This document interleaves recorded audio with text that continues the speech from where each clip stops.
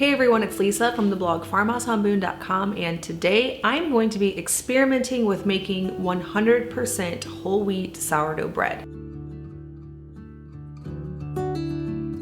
When I first started my blog, I did everything 100% whole wheat just for the purpose of everything being healthier.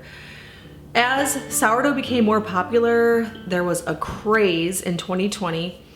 I realized that a lot of my recipes, I needed to use a combination of whole grain wheat as well as white wheat, mostly because the results are what people expect. They're fluffy, they're beautiful, and not that I stopped using whole wheat in my own kitchen, but I needed to photograph some things with unbleached all-purpose on my blog in order for the photos to be competitive. Now you can make any of them with whole grain. So for example, my sourdough cinnamon rolls, those I originally made with whole grain wheat. I photographed them with whole grain wheat, and they can still be made that way. But I needed to update the photos so that they didn't look really bad, because as we know, anything whole grain just isn't as fluffy and light as something that is made with the all-purpose flour.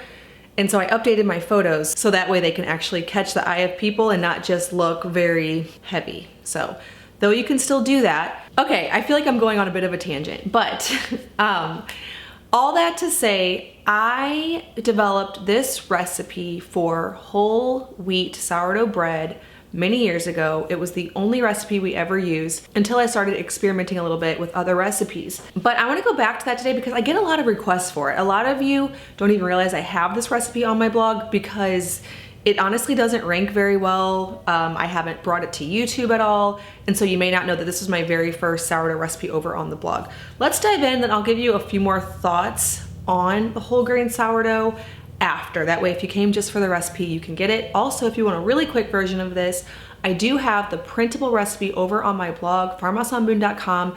You can search whole wheat sourdough.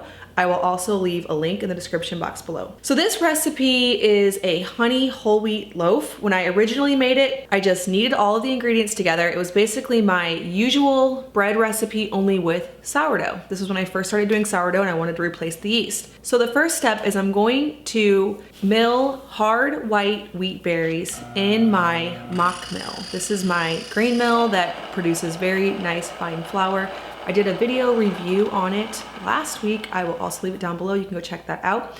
I also do have a discount code for mock mill over on farmhouseonboone.com/mock mill. My goal is to get about 6 or 7 cups of flour here from these wheat berries. To a large bowl, I add 1.5 cups of water, 1/2 cup of coconut oil, and then about half of the flour. I start by adding 3 cups of flour. This is so that I can get the liquids all incorporated, but it not be too dense that I can't get them fully incorporated into the entire amount of flour. So I just add a little bit at first. 1/2 cup of honey.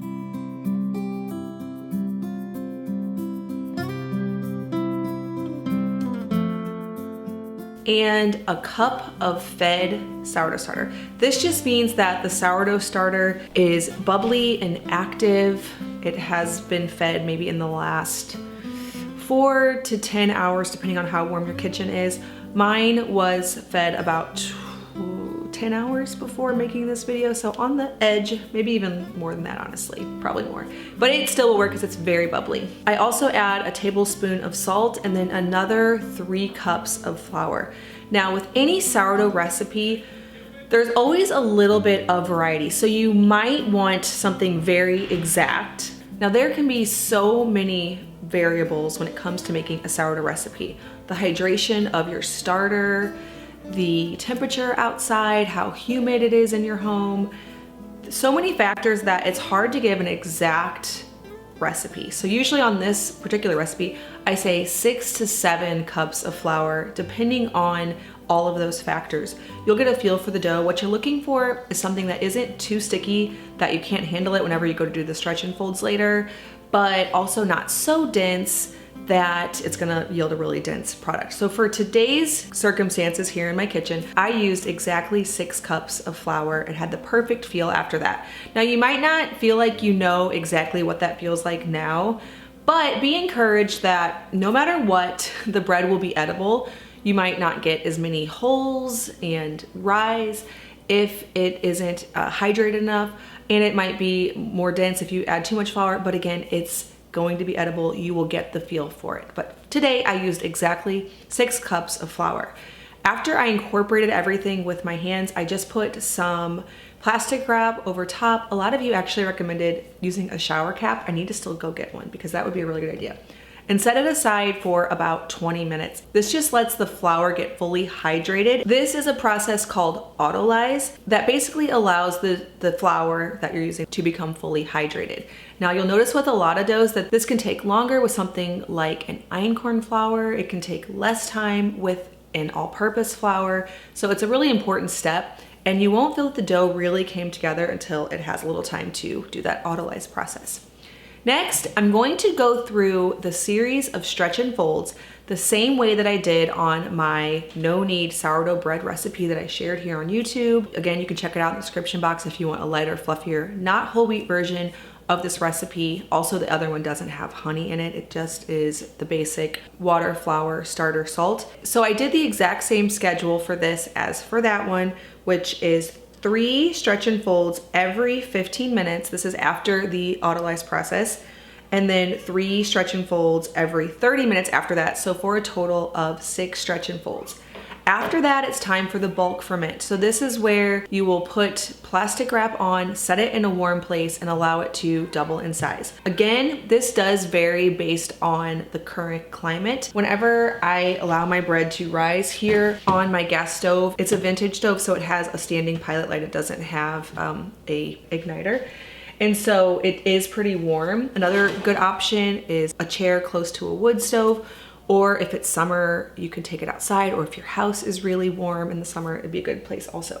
Again, you can let it go longer if your house is cool, but I will probably allow this to do the bulk ferment for about 8 hours. Before bed tonight, I will do the final step. So that is to divide the dough in half, give it a little bit of tension by shaping it against the countertop with your hands, and then allow it to sit out for about 15 minutes. This develops a little skin on the top that helps it to not stick to the linen-lined Banneton basket or whatever overnight rising vessel you are choosing. Next, I turn the loaves over and shape them. I don't get too serious about this. There are a whole lot of different techniques. You can look up the shoestring technique, I believe. I just like to turn it over and take each corner and tuck it over itself. I try not to pop a lot of the bubbles that were developed during the bulk rise, and then add it to a lightly flour lined Banneton basket, put it into something airtight. So I just take a Walmart bag or an Aldi bag and tie it off at the top, and then put it in the refrigerator for about 12 to 14 hours. The next day, preheat a cast iron Dutch oven on about 400 degrees. Whenever it is fully preheated, get the first loaf out of the refrigerator. You can do a nice scoring pattern or a simple cross or just one slash, however you want to do that. I also did share a video here on my channel on scoring techniques and how to make beautiful sourdough bread, so I will leave that link below. Next, add the parchment paper and loaf to the preheated cast iron Dutch oven and bake for about 20 minutes with the lid on and 20 minutes with the lid off for browning. All right, well, I hope that you enjoyed this tutorial for how to make a 100% whole wheat sourdough loaf. It won't look as beautiful as using a combination of bread flour and all-purpose flour, and with a little bit of whole wheat, it's definitely going to be more hearty and dense, but it is beautiful and delicious, and it will nourish your family. Now, if you want to do this without any of the stretch and folds, which once you get the hang of that whole bread making process, I actually really prefer the refrigerator rise and the stretch and folds and all of those techniques, because it just becomes a nice routine and habit. I do the exact same thing with my einkorn sourdough loaf, with my regular all-purpose sourdough loaf. And so I really like the routine of that. But in my original recipe for this bread, I did the 6 cups of flour, 6 to 7, half a cup each of coconut oil and honey, a tablespoon of salt, a cup of sourdough starter, and a cup and a half of water.